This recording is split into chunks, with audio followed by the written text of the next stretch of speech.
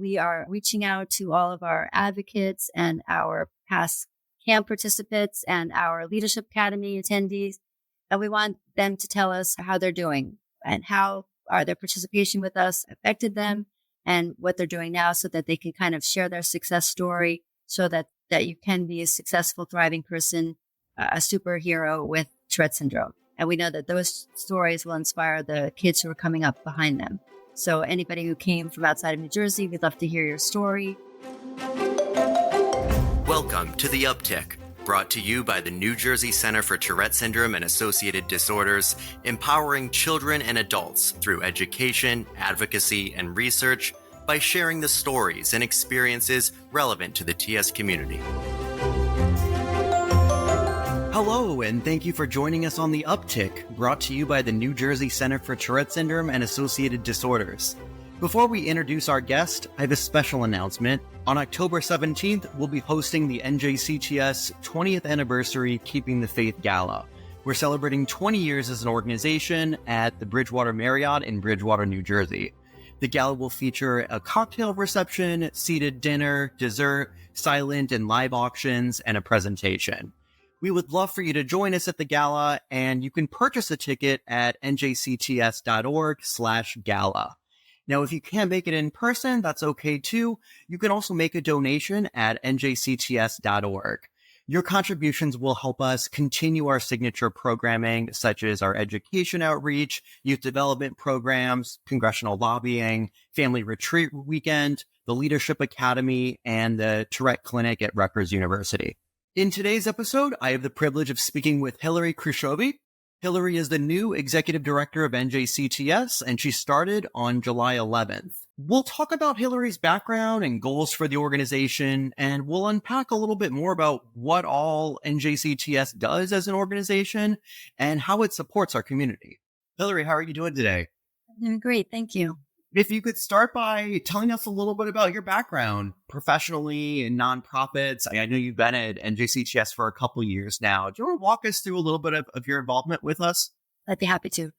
I am originally from New Jersey. I got my degree at Rutgers University. I majored in art history. My original dream was to be a director of an art museum. After that, I went to Temple University, and I received my Master's of Fine Arts Administration. I took art history classes and business classes. And through that position, I was placed in the fundraising office at a local art museum, where I learned that development was indeed a profession. And I've worked in several different nonprofits over the course of my career. I worked at a YMCA. I spent a lot of time in the elder care space.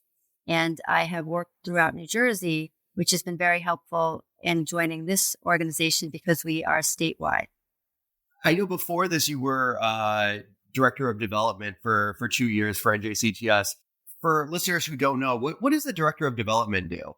Director of Development is in charge of fundraising, of building relationships with individuals, securing contributions from corporations, from foundations, working on our special events. We have NJ Walks for TS every year, as well as exploring the opportunities to have other events, such as the gala that we're going to have in October. As you know, this is a really trying time for our organization. We lost our last executive director, Pat, in March, and Faith almost exactly 3 years prior, just a day apart, day in 3 years. I'd like to hear how you aspire to honor and continue the legacies of Pat and Faith. I am honored to have been appointed to this role, and I am committed to following the legacy of Faith as well as of Pat. As I've been meeting with people and meeting with the staff over the last 2 months, I am so inspired by Faith's vision, what she put in place to serve our families and to expand the knowledge about Tourette Syndrome in New Jersey. I just am committed to honoring her work and that of Pat's. It's been a hard time for our staff, but they have worked together over the past few years. We have maintained the integrity of all of our programs. We have started new programs such as Caring Connections for our adults, as well as the podcast. Most recent Leadership Academy was fabulous, and we're looking to continue all of that into the future. Yeah, Faith and Pat were both instrumental in expanding the programming at NJCTS. I mean, Faith being the founder of it and obviously getting all of this started off the ground. Pat, really expanding it in different areas. Like this podcast was really her brainchild. But I'm also thinking of the Rutgers partnership that we have to do with the genetics repository to devote funding to more research, CBIT trainings that NJCTS hosts for physicians and therapists around the country. And a lot of that is relatively new, the CBIT trainings and our partnerships. It's an ever growing kind of expanding sort of programming. How do you feel stepping into this role? I'm nervous. I'm excited. I'm humbled to have been given this role. It's my first time being an executive director, so I know I have a lot to learn. So I've been meeting with as many people as I can in the community to within our Tourette Syndrome community to find out their recommendations, to see what they think we do well, where they think we could do with some improvement. I learned so much about the program at Rutgers as well as the repository, and I think it was so amazing how Faith realized that there was not enough research for Tourette syndrome. And I love the story. I don't know if Jay told it in his podcast, but she was determined to make more research happen. So I wouldn't say badgered, but she met Jay Tishfield. He told her there's reason that there's no research for Tourette syndrome because there's no money and because there's no genes to study. And she said, well, how are we going to make this happen? And it was through her persistence that they built the repository, that they found funding for it. And we have been partners in providing the genetic material and finding the families that would participate in it. So I'm committed to seeing that grow and finding more ways to increase research into the cause and treatment. I am amazed by, in terms of the CBIT program, I've met so many of our psychologists, and they all attribute their careers and their success to being part of our practicum at Rutgers. So I think it's important that we continue our partnership with Rutgers and invest as much as we can. Our most recent grant funding from the state is towards the GAZAP program and to hiring the students and providing them with the stipends and paying for the director so that we can keep the CBIT program going. Faith's vision was that there was not enough practitioners for CBIT and that it was not affordable and accessible because many times if you finally found a provider, it was very expensive, there was a wait list, and she didn't want anybody to have to wait. So all of these things were so amazing for her to have thought of 20 years ago, and that we're seeing the benefits of it now, and the importance of continuing it all into the future and growing it. Part of the big shoes that you're filling here is yes, continuing the legacy of those prior, but it's also an opportunity for you to put your vision and goals into that into the organization, and really bring your perspective and priorities. I'd love to hear a little bit about what you see as the most pressing needs for our New Jersey TS community and how the organization is addressing them or how you'd like to see us address them more. There are 28,000 kids in New Jersey with Tourette syndrome, and we're only serving a small portion of them. So my goal is to serve more kids and to meet them where they are. We know that some kids don't want to be advocates, so we want to find programs where they might want to get involved with us, maybe just with advocacy or just attending our family programs. We want to serve more adults. We've been receiving a lot of feedback that we're very strong with our programs through 18, but our adults are looking for a community to get together. We are very grateful for our state funding. It is 2/3 of our budget. We want to build the relationships with our local legislators to make sure that the funding continue. But in the same way, I want to grow our fundraising so we're not quite as dependent if something happens. We'd still be able to manage, as well as increase our fundraising so that we can do more of the programs and increase more participants at camp. Maybe grow the Leadership Academy, and we need the funds in order to make those things happen. One thing that always strikes me as so cool about NJCTS is, it's a New Jersey Center for Tourette Syndrome, but the work that we do is global. There are people at the Tim Howard Academy from around the world. There's virtual programming that impacts communities abroad. And so, it's a challenge in ways because our funding is local, or I should say it's state level. You'd mentioned the desire to build out partnerships, new funding opportunities and channels for that. Are there ways for the organization to get more funding and involvement, volunteers and otherwise from those outside of the state of New Jersey? This is our 20th anniversary year, and we did implement a program. It's called Where Are They Now? We are reaching out to all of our advocates and our past camp participants and our Leadership Academy attendees, and we want them to tell us how they're doing, and how their participation with us affected them, and what they're doing now, so that they can kind of share their success story, so that you can be a successful, thriving person, a superhero with Tourette syndrome. And we know that those stories will inspire the kids who are coming up behind them. So anybody who came from outside of New Jersey, we'd love to hear your story. We see another way to get involved would be consider joining our NJ Walks for TS campaign in May.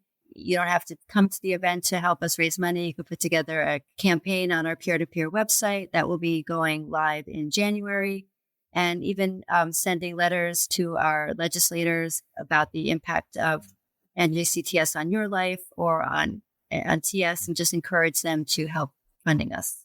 Yeah, I'll say this as a pitch to our listeners. I live in New York City and grew up in the Midwest and have been involved in NJCTS since 2016. And, there's so much of the work they do is so great and helps all of us outside of New Jersey, just the programming, the research that's being done. So definitely get involved and don't feel limited by your geography. There's always ways that you can contribute or benefit from the programming being done. So I want to give a little pitch for that because it's something that's been really important to me. And I find I get as much out of this as I put into it. And how did you find us? How did I find you guys? I was in undergrad in Connecticut and my doctor knew I had Tourette. I was seeing for Tourette. And I knew I was a good speaker and said, hey, there's this program, the Tomorrow Leadership Academy, hosted by the New Jersey Center for Tourette Syndrome. You may be interested in it. This was Dr. Leckman and Dr. King at Yale. Both of them kind of collaborated. They both knew Faith and put me in touch with her and then Melissa. And then 2016 was my first year that I became, a coach at the academy. So that it was really through my doctor that I found out about NJCTS and got involved that way. Some of the things you've mentioned to me as well in terms of programming you're excited about and things you'd like to expand on is that the adult programming, like you mentioned. Also, you mentioned the need for more neurologists and psychologists who are versed in Tourette syndrome. There's a lot of doctors out there, a lot of therapists. They may not know much about Tourette. And ultimately, we'd like to build that list of referrals that we can give to families that need it to point them in the right direction of folks that can help them. You've mentioned to me before that a lot of our referrals are retiring, and there's always that need to grow that list. And I think some of the work that NJCTS is doing that's really incredible is around teaching that next generation of physicians, doing those CBIT trainings. You can take part in that no matter which state you're in. If you're a physician looking to get that kind of CBIT training and add that to your repertoire of tools you use for patients. We also offer grand rounds for neurologists, pediatricians, where we provide a professional speaker as well as one of our youth advocates and kind of educate people about Tourette syndrome, the professionals, what to recognize, how the people with Tourette syndrome would like to be treated during their appointment. And we are anxious to educate as many physicians and pediatricians and neurologists as we can. I've been meeting with a lot of our psychologists, and they said that there's a growing number of neurologists who treat kids with Tourette syndrome that are retiring. So I've been understanding that we need to build our physician referral list for more neurologists. So we're welcome to hear from neurologists who focus on Tourette syndrome and who would like to be put on our referral list. Absolutely. The educating pediatricians part's interesting because I would imagine the first doctor that a lot of people see with their tics would be their pediatrician just because of its onset, oftentimes in childhood. That was the case for me. And then eventually I try to remember the order we went through because, you see all the different doctors, they bounce you around until they figure out what's going on because maybe I had a nose sniffing tick or something. At some point I went to the ENT wondering if it was sinus related and then eventually, neurologist. And that was kind of the route I took. But it started with my pediatrician. And I went in talking about this urge I was getting to bop my head up and down. I think it's so important for pediatricians to be able to detect this and say, hey, this is possible Tourette, or these are some tics we're seeing. I think that could give families a lot of peace of mind and hopefully save them some of that time and stress trying to figure out, what's going on earlier on. And what you said about the stress, I think it's important for them to encourage the parents to be okay with the kid ticking, because it's okay that they tick. It's a disorder, and the more that they stifle it, the harder it is, and that we need everybody to feel comfortable in their skin and not to make them feel stressed or feel uncomfortable or self-conscious about it. I just heard a story about how a pediatrician he said, don't talk about it with her because it's just going to make it worse. I think as a mom, you have to make your kid feel confident and strong and not think anything is wrong, and empower them to be the best that they can be and not make them feel self-conscious about it. Especially in those early years where kids are finding. If you don't have the information, you don't have the education, you don't know what's the right thing to do. Exactly. It all starts with that education piece and bringing more awareness to the doctors, to those people kind of first line who are going to be seeing it, making sure that they know the signs, know what to look for. We got talking a little bit about some of the new initiatives and programs you're excited about. I know you said that there's a parent-teen summit coming up, typically in February this year, toward the end of January of next year. It'll be generally for parents and teens, like the name would imply. But I know this upcoming iteration of it, they're making a new component for kids under 13 so that they can meet each other and start getting involved and making those connections with each other. I would love to hear your thoughts about that. I think it's a really exciting program. This will be the third time that we're doing this. This is the first time that we're creating the component for the under 13s. We wanted to create something that is happening 6 months after camp, because it's a long time for the kids not to get to see each other. We've had a great attendance from the teens, but we're seeing that it's so important for the under 13s to meet the teenagers, to learn about what's going to happen when they go to high school, how they're handling their tics with their sports. And it's important for all the parents, for all the different ages, to get together. It's so important for the younger kids to meet the older kids. We're very excited about the Parenting Summit this winter. It's going to be the first time that we let the kids who are under 13 come. We are trying to create a continuity of service for the kids. A lot of them come to camp. Then maybe they get a little too old to come back to camp, but we want to create a way for them to get to know the older kids, so that they might want to become youth advocates, that they might want to join our youth council. The younger kids benefit from meeting the older kids to see how well they're doing in school. Just recently, I met a young man who's 9. He met some high school students. One was a captain of the tennis team. One's a surfer just like him. His life changed right in front of my eyes when he saw that the big kids are thriving. They're going to college. They have girlfriends. They have boyfriends. And it was also inspiring to watch the parents of the young boy meet the parents of the big kids, who are able to understand and exchange recommendations and share the hardships and all breathe a sigh of relief that everything is going to be okay. So we're hoping to create that energy, those interactions in the Parenting Summit, which I guess will be called the Family Summit. Family Summit makes sense now, bring the whole family. We touched on this a little bit when we were talking about pediatricians and newly diagnosed families with Tourette syndrome. What message would you like to share to families and individuals that are newly diagnosed? Get in touch with us. Come to our family programs. We're trying to build a calendar of opportunities for our families to get together. It starts with our family retreat weekend. We're going to be having a family fun day at the end of September. Then there'll be the opportunity in February. And then again, we get back to the, our camp weekend, and reach out to us. Let us know where you live, where you'd be willing to travel to, what kind of programs that you're looking forward to. One of my goals is to create opportunities for the families to get together. We're located in Somerville, but we want to start offering programs down in South Jersey and North Jersey. We want to meet everybody where they are at. What would you say has been the most rewarding part of your work, and what inspires you to work with the Tourette community? The most rewarding part has been meeting our youth advocates and our youth council members, seeing their confidence and their persistence and their commitment to educating the community about Tourette syndrome, as well as inspiring the kids that are younger than them to own their TS, to make it their superpower. The Leadership Academy was life-changing for me, to be in a room full of those 20 amazing kids, how they were so comfortable in their skin and the relationships that are built. They're all successful. Many of them are going to great colleges. They have big dreams. Meeting the coaches was inspiring. They're all very successful. And the fact that they would give 4 days of their life, taking time off from their work, traveling from out of state to be with us and to make sure that the program is strong and living up to the legacy of the last 11 years. So I'm excited to be able to participate and plan for next year, as well as explore other opportunities for engagement. Yeah, and I think for a lot of us, it's about the people we're helping, the stories. Like the kids inspire us. I know you've mentioned some stories before of Tess and Kyle at the academy. Our listeners may appreciate hearing some of that if you'd like to share. So one of our participants at the Leadership Academy is named Kyle, and he was there one of the summers.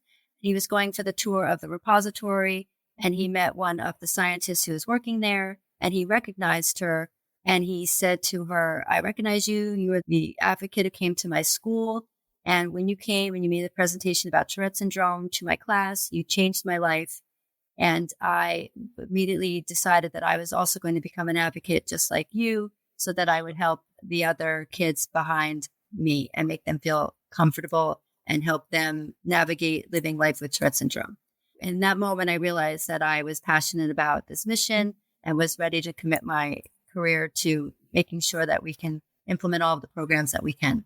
Yeah, that's so cool. I mean, that's when all right, what we're doing matters. It works. It's getting results. You're getting, we're helping real people. Yeah, when you see that. We changed their life in the same way that I know that we changed that young boy's life when he met the 2 teenagers a couple of weeks ago. That's amazing. And one of this year's coaches had not been involved with us throughout his high school career, but he received one of our scholarships. And at the scholarship lunch, he sat next to Dr. Tishfield. And he was also going to Rutgers. So he talked to Dr. Tishfield and he asked if he could volunteer in his lab. So he's been working in his lab for the last 2 years. And his current goal is to become a neurologist. This year, because he wanted to get involved and give back to the kids, he became a coach. So I love the story of how he wasn't comfortable being an advocate when he was in high school, but now he wants to give back and make a difference. And I thought he did a great job at the academy. It was really exciting to see him with the kids. Yeah, it's hard talking about Tourette. At any point in life, especially the middle school, high school years. So I always love when I see people that, maybe they did it then, or maybe they didn't advocate as much then at that age, but then come back a little older and do that. You're never too young or too old to contribute to this. I think a lot of our listeners may not know as much about how the organization works when it comes to lobbying, the legislative involvement that NJCTS has, within the state of New Jersey. I would love it if you could share a little bit about NJCTS's approach to advocacy at the state level. I'd say that I learned trial by fire this spring. We received 2/3 of our revenue from state grants. And this year, one of our grants was cut in half in the original state budget. We received some advice from a couple of chiefs of staff, and they said that we needed to start lobbying. We needed to get in touch with all of our state legislators. It all starts at the local level. We needed to reach out to our local districts, our assembly people, and our senators. We were told that call them, email them, write letters. Everything is recorded. And the more they hear from us and hear the stories of how important our programs are, the more that we're on their radar, so that when they see the budget line, that they know that we're doing good work, we're making a difference, and that they need to renew our funding for support and maybe increase it. So we are building relationships. We're particularly grateful to Senator Zwicker and District 16. He led the budget resolution that would reinstate our funding this year, and he made sure that we got the increased funding for the Rutgers clinic. So, we invite anybody to get to check out our website for sample language to use in your letters or your emails. You can write your own letters, but it's the more they know about our good work, the more they can cut our funding.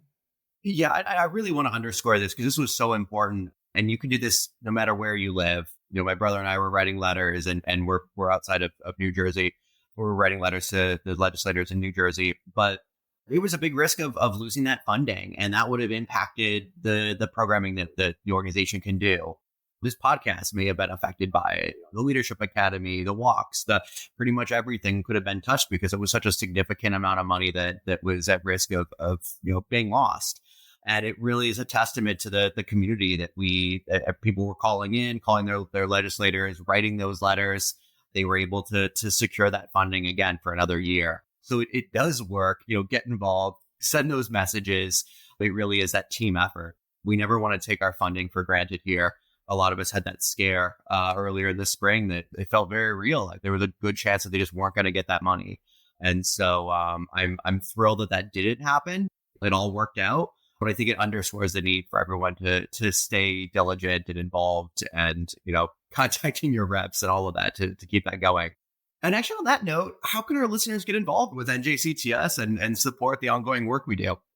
Well, we invite you all to help advocate for NJCTS within the state level. This is our 20th anniversary, as I said earlier. So if you've been involved with us, send us your stories so we can promote you in our Where Are We Now project. It's our 20th anniversary, so we're celebrating on October 17th with our gala. We'd love for everybody to come out, maybe place a journal advertisement, recognizing our past 20 years. And get involved with our NJ Walks for TS event, which is in early May.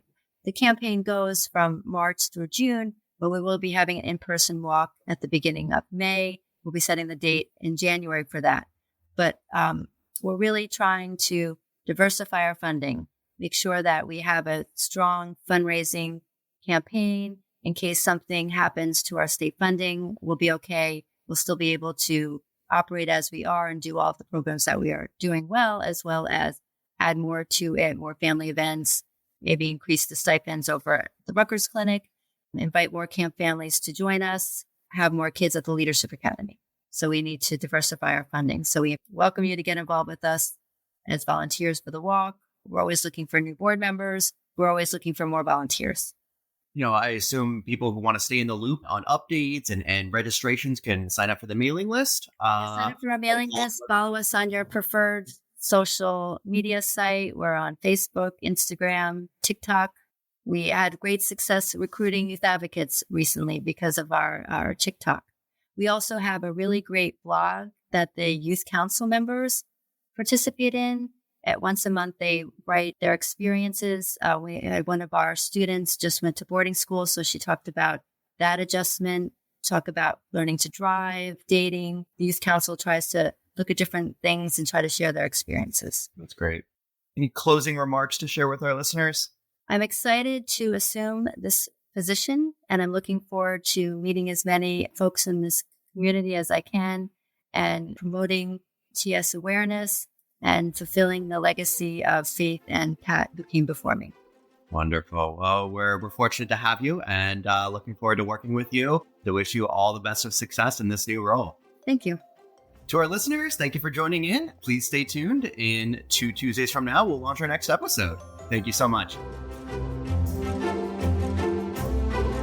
Thank you for listening to The Uptick, brought to you by the New Jersey Center for Tourette Syndrome and Associated Disorders, empowering you to stretch the boundaries to live your best life.